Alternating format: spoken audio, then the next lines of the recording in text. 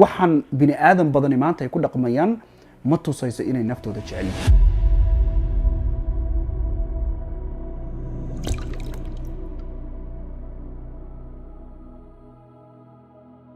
السلام عليكم ورحمة الله وبركاته أصحابتي إذا ملكستو عالمka aad ka joogtaan ba isku soo noqod wanaagsan waxaan muuqaalkan idin kula wadaagi doonaa afar waxyaabood oo qofka bini aadamka ah lagama maarmaan ay tahay in laga helo afartani waxay laf dhabar u yihiin horumar kasto noloshaada aad rabtid inaad samaysid ama ha yaraado ama ha weynaado waxa cajiib ah maanta baraf aad u fara badan baa saaka noo daaya Soomaaliya laakiin kulayl fara badan baa ka jira bini aadamka meel u rooni ma jirto qof walbaaba waxbuu ka dacwoonaya kan Soomaaliya jooga wuxuu ka dacwoonayaa boorka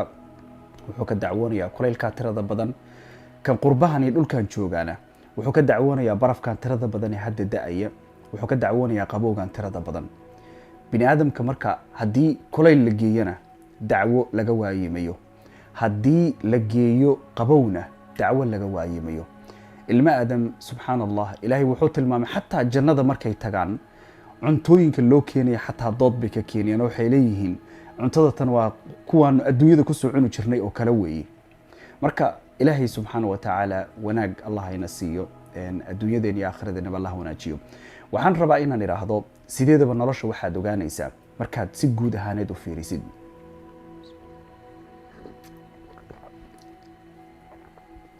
midda koowaad waxay tahay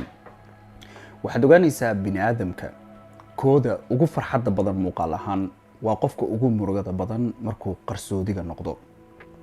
sababtu waxay tahay dadka noocani inta badan aad bay u adkaysi badan yihiin ilaa heer waxay gaaraan ay dadka inta soo hor istaagaan ay dhoola cadeynayaan ay qoslayaan farxad fara badan ka muuqato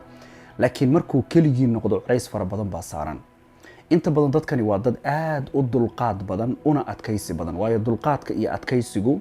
waxa la moodaa inay isku mid yihiin laakiin waa labay kala yihiin oo dulqaadka iyo adkaysigu sida guud ahaaneed waa isu dhow yihiin laakiin way sii kala xeel dheer yihiin dadkani marka dulqaad waa dhaafeen waa adkaysi badan yihiin oo maxay ku adkaysi badan yihiin waxay ku adkaysi badan yihiin caqabada haysata waxay ku adkaysi badan yihiin mushkilada haysata waxay ku adkaysi badan yihiin inaynan caradooda iyo murugadooda iyo walaacooda iyo walwalkooda inaynan ku tusin adkaysiga tirada badan ee ay qabaan waa mid ay ku wajahaan noocyada kala gedisan nolosha ay leedahay qofku markuu taal leeyahay waa qof diyaar u ah in uu si walbo nolosha ay wax kasto ay miiska u soo saartaba wax kasto ay saxan ugu keentaba noloshu waa dad u dhabaraaday kara waa dad u dul qaadan kara waa dad ka gudbi kara caqabad kasta waa shay kasto maanta aad rabtid noloshaada horumar inaad ku samaysid ama aad rabtid inaad ka gaartid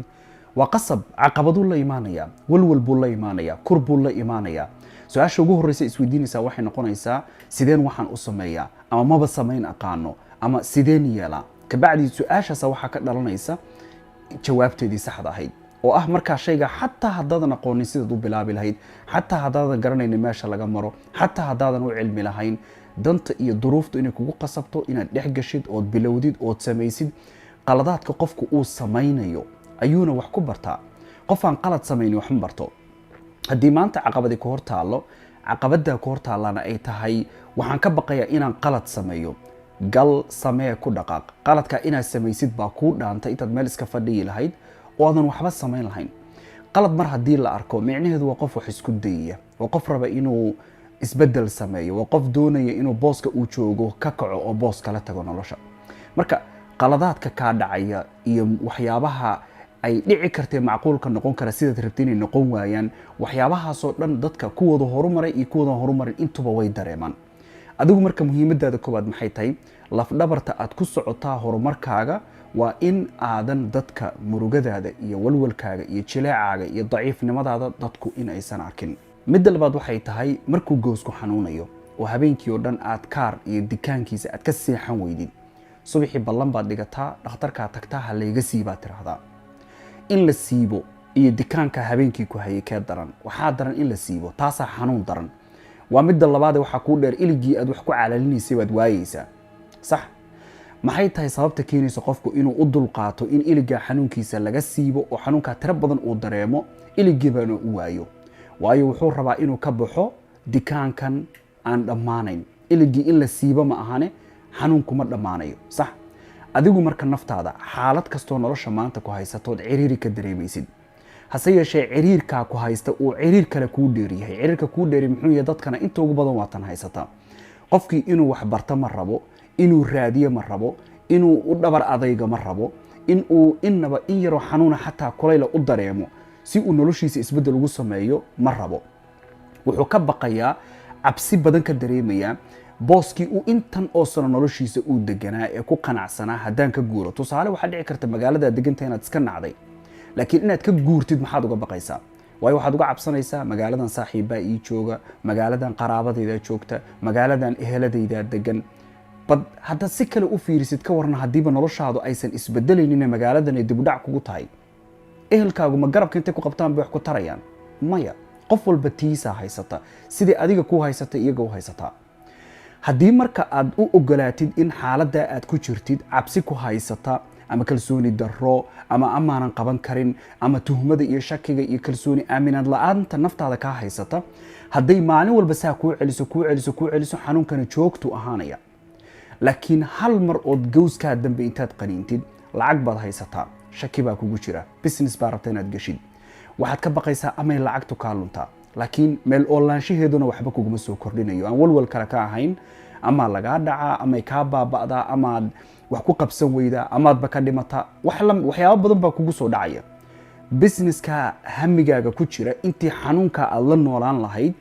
geli lacagta wixii ka soo baxaya ilaahay baa garanaya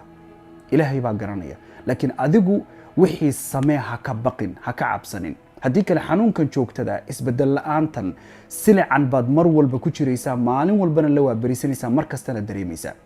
xanuunka marka in aad ku dhex jirtid nolosha noocaasa qaybtaa aad nacday ood karahsanaysid waxaa dhaanta inaad hal mar xanuun martid oo cabsida ku haysa iyo caajiska kugu jira kay doontaba ha noqotee hal mar inaad ka dulboodid midda saddexaad ee qofka biniaadamka horumarkiisa lafdhabarta uu ahi waa maskaxdaadu ha ka xoog badnaato dareenkaaga maskaxdu waxaa la rabaa inay dareenka hogaamiso laakiin marka dareenku uu maskaxdaada hogaamiyo waa waxa keena dad badan inay nolosha ku fashilmaan waqti la aamuso iyo waqti la hadlo iyo waqti la sameeyo iyo waqti la diido iyo waqti haa la yiraahdo iyo waqti qofku ma kala saari karayo marka dareenku uu hogaaminayo mararka qaarkood waxaaba dhacdaba wixii kuugu muhiimsanaa in dareen ahaan aad diidan tahay waana waxa dib u dhaca in badan nolosheena ku keena maxaa yeelay dareenkaygu ma rabo tusaale ahaan haddii aad saacadaadu ay qayliso 6 subaxnimo ma rabtaa inaad joodari ka kacdid naftu inta badan ma rabto inay hurday rabtaa haddaad u hogaansantid oo seexatid oodan shaqo u kicin oo iskuul u kicin oo danahaaga u kicin maxaa dhacaya naftaada dareenkaagaad u hogaansantay ilaahayna meelo badan baa qur-aanka waxyaabaha qofka lagu dhaleecay waxaa ka mid a ama ceebaysanba markaad hawadaada u hogaansantid waa waxa keena inay meel foolxun nolosha ku dhigto waa waxa keena nolosha inaad ku guul daraysatid waa waxa keena xataa aakhiro ilaahay markaynu hor istaagno waxyaabaha biniaadamka inta ugu badani ay ku ceeboobayaan oo ay ku guul daraysanayaan markay ilaahay halkaas soo hor istaagaan waa hawadooda iyo naftooda iyo dareenkooda inay raacin maskaxdaadu marka ay shaqaynayso maskaxdaadu marka ay fakarayso maskaxdaadu markii xoog badani uu ku jiro waa markaa dareenkaaga ka adagtahay dad badanoo waxaa jira dagaalo geli kara hub intuu qaado dagaal waa geli karaa laakiin dagaalka ugu darana isaga haysto ah naftiisa waa ka guulaysan layahay 5 sano ugu dambeysay hal shayna xataa wad horumarin kari lahayd naftaada kamida maxaa keenay waayo dareenkaaga u hogaansantay cuntada goormaad cuntaa markay dareenkaaga kuu sheego jiimka goormaad tagtaa haddayba dhacdo tagtid waa markuu dareenkaaga kuu sheego goormaad wax akhridaa dareenkooday wax ku saleeyaan markay wax rabaan inay wax qabtaan tusaale waxaad rabtaa inaad buug akhridid naftu waxay ku leedahay ama dareenkaaga kuu sheegayaa hadda ma akhrin kartid caajis badan baa kugu jira markaad qubaysatid cunto yar cuntid ka bacdi samee maxaa dhacaya waad cuntaad cunaysaa waad soo qubaysanaysaa telefishinkaad hor fariisan filim baad daaranaysaa gooraad daartay xitaa ismoogid waayo dareenkaaga ku hogaaminaya dareenkaaga markaad ka adag tahay hubaal meelo badan oo noloshaada ka mid ah isbedel waad ku samayn karaysaa naftaadana isbedelkeeda adigaaba arkaya kuu muuqanaya oo dareemaya intaanba biniaadamka kale la gaarin midda afraad ee qofka biniaadamka horumarkiisa lafdhabarta u ahi waa nafteenna waxaynu kula hadalno inagu in badan waxaa dhacda inaynu nafteenna liidno inaynu nafteenna bahdilno inaynu nafteenna hakrano inaynu nafteenna qalad kula dhaqanno inaynu nafteenna hadalla aynaan ka aqbali lahayn biniaadamka kale inayna ku yiraahdaan inaynu inagu nafteenna ku niraahno laakiin waxyaabaha naftaada aad ku tiraadid dhammaantood soo ururi haddii maanta dadka saaxiibada aad la tahay aad ku dhihi lahayd ma kula tahay inaad saaxiib lahaan lahayd? maya, waad waayi lahayd. waa sababta keento qofku inuu naftiisiiba waayo. naftiisii wuu haystaa laakiin wuu la-yahay haddana. maxaa keenay? waayo adigaa isdilaya. gudahan ayaad iska dhaawacdaa maalin walba. hadalla qaldan oo liita oodan cid kale ka qaadateen baad adigu isu quurtaa inaad isku tiraadid.